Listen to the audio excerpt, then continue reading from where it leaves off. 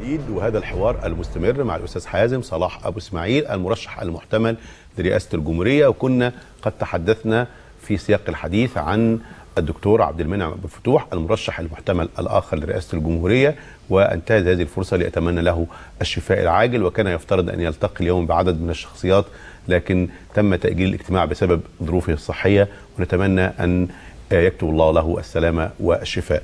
أستاذ حازم، كنت بسأل حضرتك قبل يعني عدم موافقتك على رئيس يكون معاه نائبين قد يعطي بعض انطباع بأنك تريد رئيسا بصلاحيات مطلقة، وهذا ما عانينا منه وقامت الثورة لمنعه، ورفضك أيضا لرئيس يضم نواب يعكسوا القماشة السياسية المصرية الموجودة، يساريين وليبراليين وقوميين وليس فقط إسلاميين، قد أيضا يخيف بقية التيارات الوطنية المصرية، وقد يخيف أيضا إخوتنا الأقباط.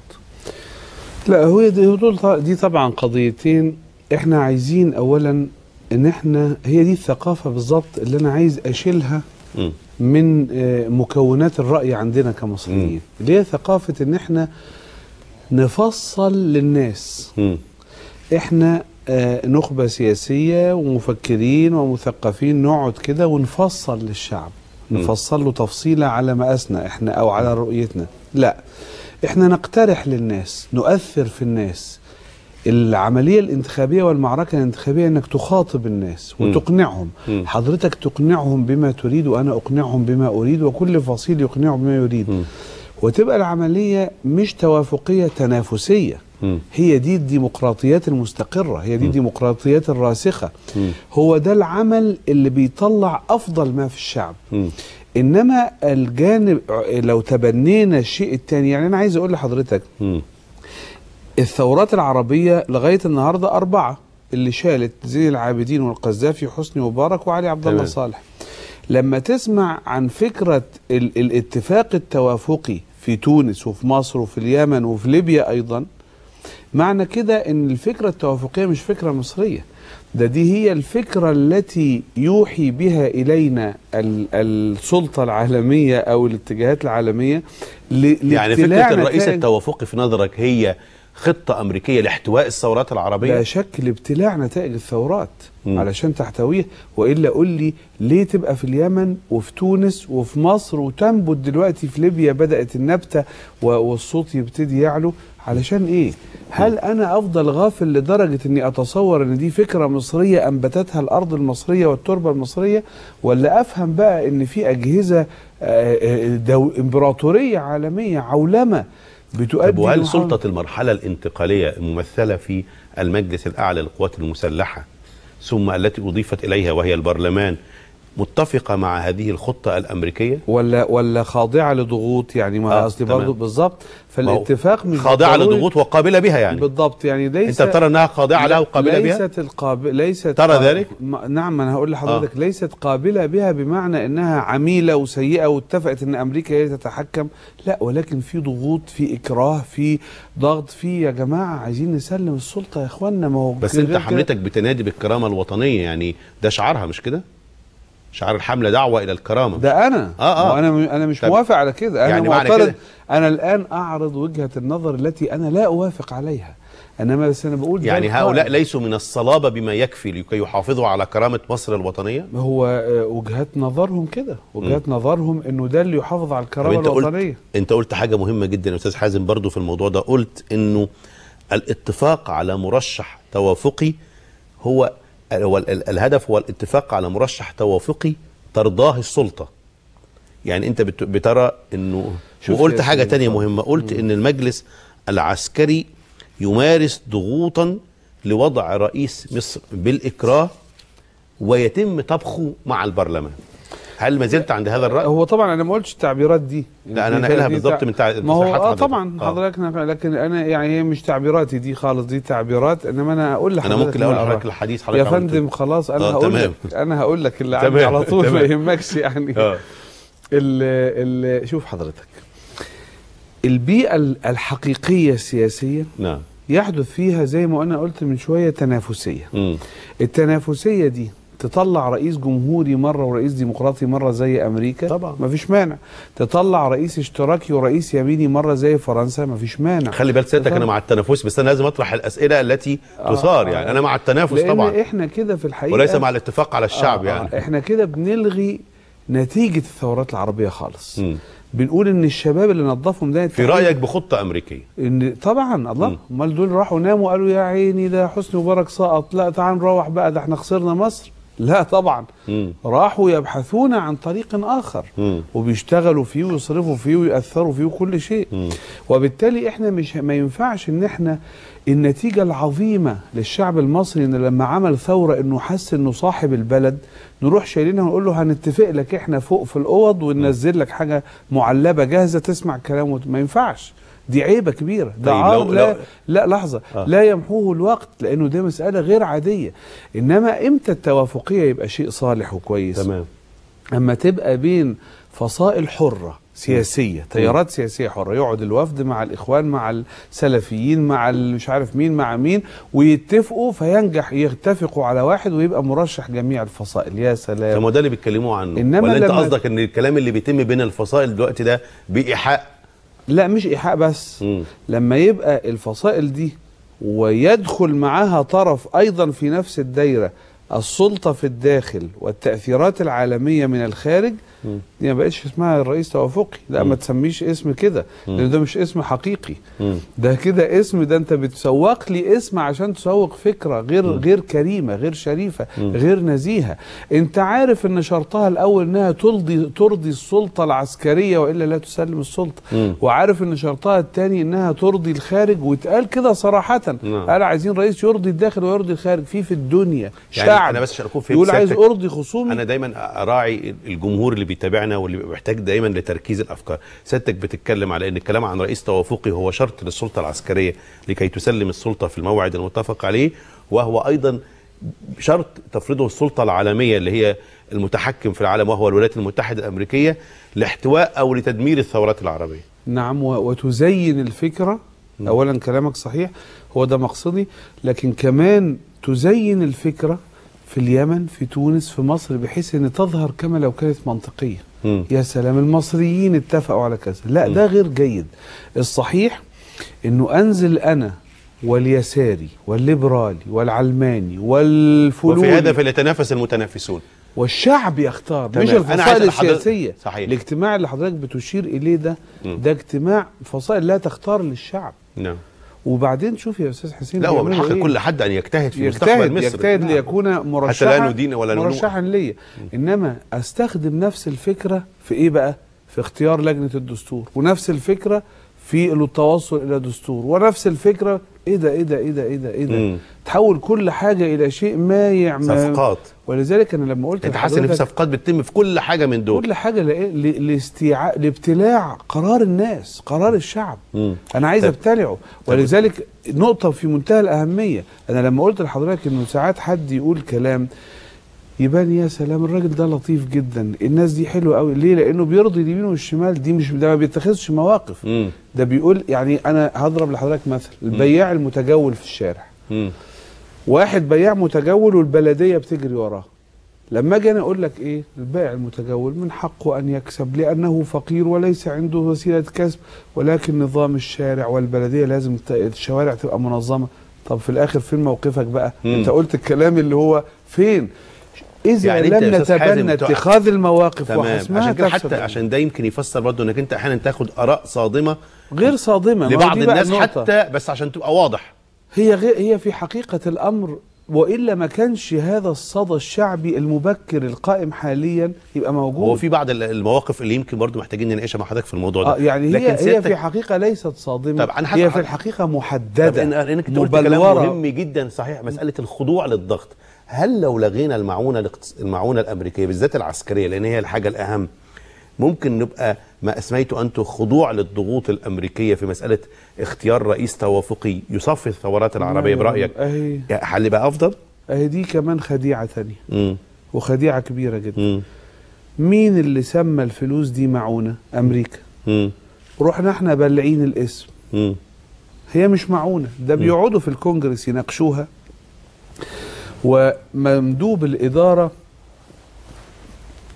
يقعد يقنع نواب الكونجرس على المصالح اللي أمريكا هتاخدها كبضاعة حقيقية نتيجة هي معروفة كمان، احنا ذكرنا كمان. لكن أنا عايز أقول الله، لما أنت بتاخد مصالح يبقى مش معونة، يبقى أنت بتاخد ثمن حقيقي، بضاعة حقيقية لهذا الثمن. فكون إن هو يسوق لي أنا عشان أنا بقى جاهل وما بفهمش وثقافتي منخفضة كلمة معونة وأقول معونة معونة معونة، لا مش معونة. طب ما ده سبب أدعى ويوم نطلب بإيقاف، يوم نرفض إحنا المعونة هم اللي هيسعوا إلى استكمالها. كويس أوي الكلام ده. لا بس لحظة، ده سبب بس أدعى. إذا كانت أنت بتقدم زي ما أنت قلت مصالح حقيقية وبضاعة حقيقية وما هياش معونة، طب ما دمت بتقدم هذه المصالح، طب ما تستغنى عن المعونة دي والمصالح هنا ما تقدمهاش، أو التنازلات دي ما تقدمهاش. هي دي مائدة المفاوضات بقى، هو ده الكلام. ولذلك أنا بقول يوم يلي الحكم رئيس وحكومة يعرف ما هي مقدرات بلده، يوم في اللحظة اللي يقعد فيها على مائدة المفاوضات قبل ما هو ينطق ولا الطرف الثاني ينطق، الطرف الثاني فاهم هو بيتكلم يعني عن انت مش عايز استقلال مصر عن امريكا بدون معونات؟ انت بس حضرتك لحظة واحدة معلش انا بسأل حضرتك. صبر جميل. انا يعني المعونات العسكرية لمصر اللي هي القسم الأعظم من المعونات، نعم، دي احنا واخدينها تحت شعار ايه؟ تحت شعار ان امريكا تضمن التفوق العسكري الاسرائيلي على جميع دول المنطقة مجتمعة بما فيها تركيا وايران. يعني مصر على الاردن، على سوريا، على العراق، على تركيا، كل الدول الاصيله في المنطقه، كل دول ما العربيه والاسلاميه. نعم. طب امال المليار معونات وشويه ده انت بتديني بيه ايه بقى؟ بتديني حاجه بحيث افضل اضعف. بتقول لي هقول لك حاجه، خد شويه المطاوي دي هتنفعك برضو مطوه يمكن حاجه زي كده. اما ان تعطيني سلاح كفء، واما انه هذا السلاح انت بتديني سلاح مهما كان تشترط ان هو يحافظ على ضعفي. عشان كده يا سيدي الفاضل، يوم يتولى الحكم رئيس وطني هو والشعب كتلة واحدة، لا يرضي اليمين والشمال، لا يرضي الداخل والخارج، مش عين في الجنة وعين في النار، وإنما انحيازه محسوم وولاؤه محسوم. قبل ما يتكلم هيبقى علاقته ممتازة بالغرب. ليه؟ لأنه يوم ما هيقعد على ترابيزة ومائدة المفاوضات معروف كويس جدا، هو عارف ايه اللي بلده محتاجاه مش ايه اللي امريكا محتاجاه، والا نبقى بنستنسخ حسني مبارك. بس يمكن الناس كانت متوقعه ان حضرتك مع الكلام اللي قلته عن الاستقلال وعن رفضك للخضوع للضغوط، انك كنت لما هتبقى رئيس تبقى اول حاجه ليك انك انت تطالب بالتخلي عن المعونه والحفاظ على الاستقلال الوطني. بلا شك ان الاستقلال الوطني، انا عشان كده بقول لحضرتك ان الاستقلال انت لسه هتخش في تفاوض. تفاوض على ايه؟ انا حر، انا ممكن اخد قراري. يعني كبلد مكونه من رئيسها وبرلمانها ياخد قراره زي ما هو عايز، بس بناء على دراسات مؤسسيه عنده. بناء على دراسات مؤسسيه. ايه مليار وشويه ده؟ انت عارف حضرتك بند المصروفات السريه لرئاسه الجمهوريه، والمصروفات السريه للجيش، والمصروفات السريه للخارجيه، والمصروفات السريه للجهات دي، ومصروفات الهدايا في المؤسسات الصحفيه. عارف البند ده لو خدت منه مليار ما يحسش، ما يشعرش. ودي بنود ثبت بقضايا امن الدوله المتعاقبه ان الفلوس دي بتدفع كرشاوى لصحفيين وسياسيين واعلاميين وغيره علشان الحكم يستقر. فاحنا مش محتاجين هذه المبالغ في الحقيقه ولا نجمع، احنا عندنا بنود قائمه فعلا. وبالتالي القرار الوطني، لكن ساعتها مين اللي هيجري؟ الامريكا نفسها هي اللي هتيجي تقول طيب احنا لينا مصالح. نقول لهم طيب تعالوا بقى نتكلم بناء على الموازين الحقيقيه، مش الموازين اللي انت بتسوقها لي بتسميها لي، لا الميزان الحقيقي مصر عايزه ايه. وده نفس الكلام هتطبقه على كامب ديفيد، لانه ولذلك ده مش مساله الاستقلال الوطني بقى، ده موضوع السياسه. السياسه اللي هو ايه بقى؟ اللي هو انه موازين التفاوض الدوليه، مش ده علم ان انا اعرف اتفاوض دوليا ازاي، اعرف اتفاوض مع البلاد الخارجيه ازاي، اشوف الموازين اللي عندي والموازين اللي عنده. وهتطبق فكره المفاوضه والسياسه برضو على موقفك من معاهده السلام مع العدو الاسرائيلي. مثلا معاهده السلام دي عندنا شيء رهيب، ومش عارف ازاي الناس، والله الواحد عشان كده انا بقول لحضرتك ان ترشحي ده لما قررته انا حسيت بيه حاله ضروره، حاله اضطرار. معاهده السلام دي انت عارف حضرتك قطعا تعرف اكثر مني كمان، لان حضرتك غارق في هذا المجال. ان في معاهده السلام، لكن في اتفاقيات كامب ديفيد كمان. اتفاقيات كامب ديفيد حتى اللحظه دي لم تنشر كامله ابدا، ولا حد عارف ايه. وانا بقول اهو خلي وزير الخارجيه يجيب لنا نسخه كامله من اتفاقيات كامب ديفيد، ما حدش عارف ايه التزامات البلد. عشان كده احنا في حاله ان نلحق، لان النصوص المعروفه ونشرت بينشر منها ان في ملاحق سريه تقصد منها يعني؟ لا، ما لم تنشر ابدا مكتمله بحيث انك تقول هي دي. والا انا رحت وزاره الخارجيه مرارا وانا بقول اهو لو سمحتوا انا عايز نسخه من فضلكم، عايزين نسخه، اي مصري يبقى معاه نسخه، برلمان يطلب نسخه. هذا الكلام خطير. عشان كده المساله لابد ان ينظر الى ايه بقى؟ ان انا ايه موازين قوتي كمصر وايه موازين قوه الاخر. لا انتوا كنتوا في المعارضه كتيار اسلامي، طبعا كان معاكم التيار القومي واليساري، دايما يقول ان هم يريدون اسقاط معاهده الذل، معاهده السلام واتفاقيتي كامب ديفيد. لا شك. انت دلوقتي بتقول لي هتفاوض. لا يا فندم، في نقطه لازم نضعها في الحسبان. ولا انتوا بتبقوا في المعارضه حاجه والحكم حاجه ثانيه؟ بالظبط، برافو، هو كده زي ما انت حضرتك قلت. ان الاتجاه السياسي والمبدا السياسي والراي السياسي والمبادئ القويه الوطنيه اللي انت متبنيها في اللحظه التي تصبح فيها مسؤولا بيبقى في كيفيه تطبيقها طبقا لان بقى التزام قانوني ازاي تطبقه. فمش معنى ان انا عايز اطلع، انا تلميذ في ابتدائي عايز اطلع دكتور، مش معناها ان انا هدخل كليه الطب الان، وانما انا هاخد ابتدائي واعدادي وثانوي عشان ادخل كليه الطب ثم اصير طبيبا.